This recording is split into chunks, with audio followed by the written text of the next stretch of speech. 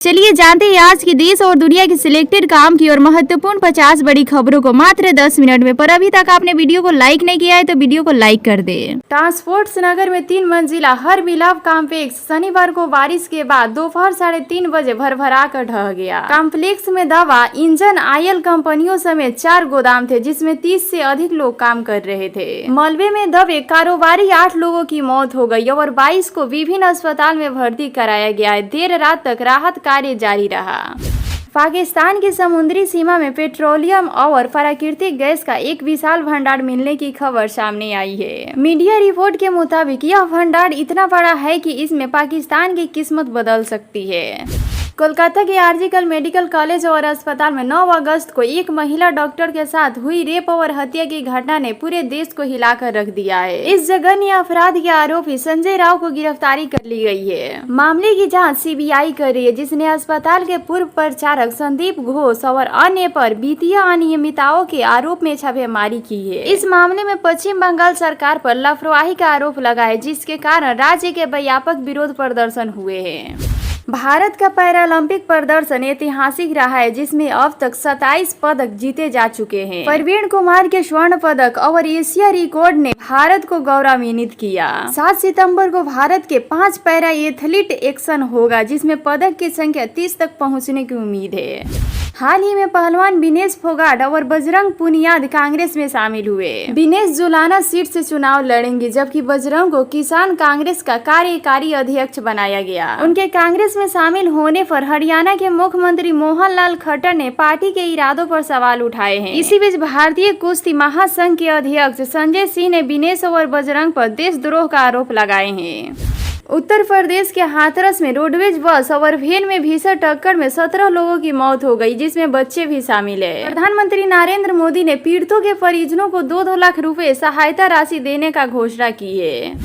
राजस्थान और गुजरात में भारी बारिश और बाढ़ से भारी तबाही हुई है। कई लोग मारे गए हैं और हजारों लोग विस्थापित हुए हैं। बांध उफान पर है और सड़कें जलमग्न है। एनडीआरएफ और सेना बचाव कार्य में लगी हुई है।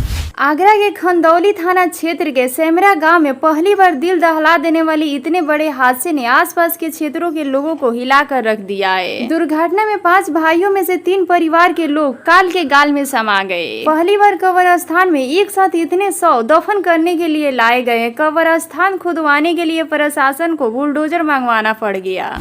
बांग्लादेश में हिंदुओं के खिलाफ बढ़ते हमलों को लेकर अंतरिम सरकार के प्रमुख सलाहकार मोहम्मद यूनिस का बयान विवादित रहा है। उन्होंने हिंदुओं के खिलाफ हो रही हिंसा को अतिशयोक्तिपूर्ण बताया और इसे सांप्रदायिक नहीं बल्कि राजनीतिक कारणों से प्रेरित बताया। एक इंटरव्यू में यूनिस ने कहा कि यह हिंसा इसलिए हो रहा है क्योंकि बांग्लादेश के कई लोग हिंदुओं को अफर्द अवामी लीग का पर्याय मानते हैं। बिहार के मुख्यमंत्री नीतीश कुमार और राजद प्रमुख लालू यादव की मुलाकात का एक वीडियो सोशल मीडिया पर तेजी से वायरल हुआ है। वीडियो में नीतीश और लालू मुस्कुराते हुए दिख रहे। इस वीडियो के सामने आने के बाद नीतीश कुमार ने बड़ा ऐलान कर दिया है। नीतीश कुमार ने जेपी नड्डा के सामने कहा कि हम गलती कर दिए लेकिन अब नहीं करेंगे। बता दें कि जेपी नड्डा इन दिनों बिहार के दौरे पर है। पटना के इंदिरा गांधी मेडिकल आई स्थान में 188 करोड़ की लागत से बन रहे आई हॉस्पिटल का उन्होंने उद्घाटन किया। इस मौके पर सीएम नीतीश कुमार भी मौजूद रहे। इसी मौके पर नीतीश कुमार ने कहा कि अब हम नहीं पलटेंगे, चाहे कुछ भी हो जाए बीजेपी में ही रहेंगे।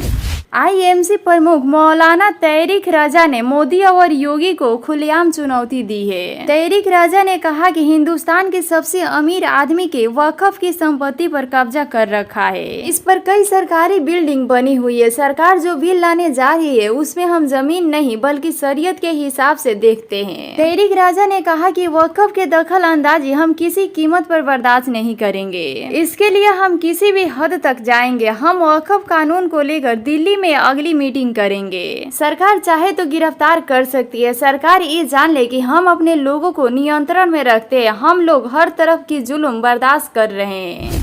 हिमाचल प्रदेश के शिमला के संजौली मस्जिद विवाद को लेकर मुख्यमंत्री सुखविंदर सिंह सुक्खू की प्रतिक्रिया आई है। उन्होंने कहा है कि भारत एक धर्मनिरपेक्ष राज्य है, यहाँ सभी धर्मों का सम्मान है, भावना में बहकर किसी तरह की घटनाएं नहीं होनी चाहिए, कानून के हिसाब में हमें रहकर काम करना चाहिए। सीएम सुक्खू ने कहा कि शिमला में शांतिपूर्ण तरीके से लोग प्रदर्शन किया है, किसी तरह के दूसरे धर्म के लोगों को नुकसान नहीं पहुँचाया है। सीएम सुक्खू ने कहा कि सभी अधिकारियों को निर्देश दिए गए हैं कि इस तरह से जुड़े मामले पर जड़ बनाए रखे, क्योंकि हिमाचल प्रदेश एक शांतिपूर्ण राज्य है जहां सभी धर्मों के लोग मिलजुल कर रहते हैं। उन्होंने कहा कि संजौली मस्जिद का मामला एमसी कोर्ट में है, जो भी निर्णय आएगा वह कानून के दायरे में रहकर आएगा, इस पर सरकार भी कानून में रहकर ही कार्य करेगी।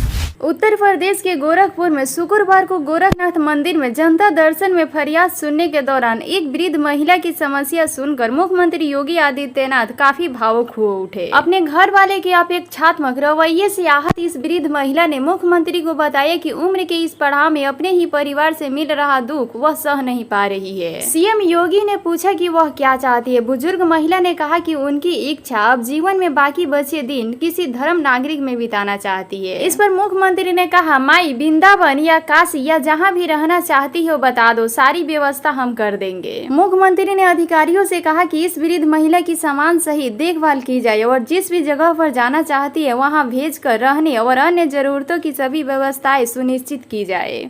लाल बागचा राज की सबसे बहुप्रतीक्षित पहली झलक कल गुरुवार शाम को देखने को मिली। इस मौके पर रिलायंस इंडस्ट्री के चेयरमैन मुकेश अंबानी के छोटे बेटे ने एक मुकुट लाल बागचा राज को दान दिया। इस मुकुट की खूब चर्चा हो रही है, क्योंकि इसे बनाने में 20 किलो सोने का इस्तेमाल हुआ है। सोने की मुकुट की कीमत 15 करोड़ रुपए बताई जा रही है। गुरुवार को लाल बागचा राज की मूर्ति का अनावरण किया गया, जिसके बाद 20 किलो सोने का मुकुट लाल बागचा राज को पहनाया गया। यह मुकुट अनंत अंबानी और रिलायंस फाउंडेशन की तरफ से दान में दिया गया था।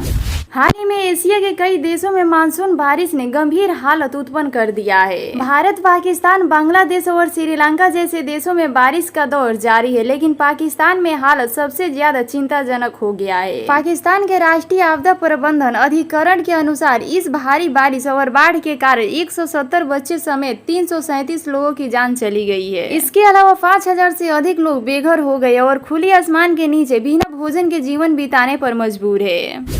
हरा गमछा जरूर रखिए, वे लाइसेंस है। राष्ट्रीय जनता दल के मुखिया लालू प्रसाद यादव ने सितंबर 2021 में अपने पार्टी कार्यकर्ताओं के ये लाइसेंस दिया था। लालू यादव ने हरे गमछे को लाइसेंस बताया था। अब 3 साल बाद पार्टी को प्रतिबंधित लगानी पड़ रही है। राजद ने अपने नेताओं के लिए निर्देश जारी किए हैं और लंबी फेहरिस्त में हरे गमछे को किनारे रखने को कहा गया है। असल में बिहार में अगले साल चुनाव है और इससे पहले हर चाल सोच समझ कर चली जा रही है। कुछ इसी तरह राजद अब रूप बदलने जा रहे हैं। गले से गमछा उतारा जाएगा और इसके बदले सिर पर टोपी नजर आएगी। उत्तरकाशी जनपद मुख्यालय में विभिन्न संगठनों के लोग जिला प्रशासन के खिलाफ जुलूस प्रदर्शन करने पहुंचे। मस्जिद मोहल्ले के सामने नारेबाजी के साथ संगठन के लोगों ने प्रदर्शन किया। शुक्रवार को उत्तरकाशी मुख्यालय में विरोध प्रदर्शन करने उतरे लोग मांस की दुकानों को बंद करने और अवैध मस्जिद ध्वस्त करने को लेकर नारे लगाए। कई पूर्व सैनिकों सहित टैक्सी यूनियन के लोग भी प्रदर्शन में शामिल हुए।